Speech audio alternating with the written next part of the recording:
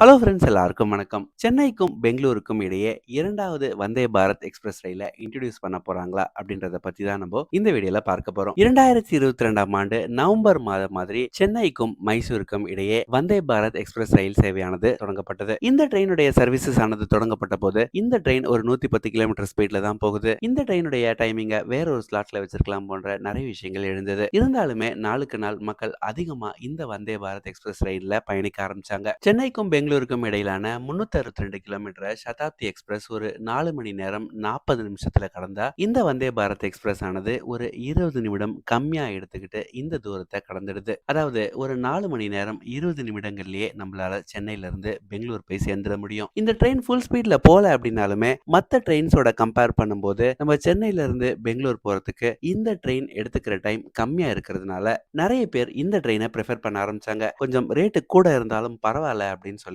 இந்த ட்ரெயின்ல நிறைய பேர் பயணிக்க ஆரம்பிச்சாங்க. சோ இந்த நிலையில இந்த வழித்தடத்துல மேலும் ஒரு வந்தே பாரத் எக்ஸ்பிரஸ இயக்கலாம் அப்படின்னு சொல்லி தெற்கு ரயில்வே முடிவெடுத்திருக்காங்க. இவங்க இந்த டிசிஷன் எடுத்திருந்தாலுமே இந்த ரயில் சேவையானது எண்ணிலிருந்து தொடங்க போகுது, எந்த நேரத்துல இந்த 2வது வண்டியானது இயக்கப்படும் போன்ற தகவல் இன்னும் வெளிவரல. கூடிய விரைவில் இந்த ட்ரெயின் பற்றிய தகவல் வெளிவரும் அப்படின்னு சொல்லி ஆவலுடன் எதிர்பார்ப்போம். ஏன்னா சென்னைக்கும் பெங்களூருக்கும் இடையே பயணம் செய்யற மக்களுடைய எண்ணிக்கை அந்த அளவுக்கு அதிகம். இதே மாதிரி நம்ம சென்னையில இருந்து இன்னொரு தகவலுடன் நான் உங்களை சந்திக்கிறேன். இது வரைக்கும் சேனலை நீங்க சப்ஸ்கிரைப் பண்ணலன்னா மறக்காம சப்ஸ்கிரைப் பண்ணிக்கோங்க. Thank you so much.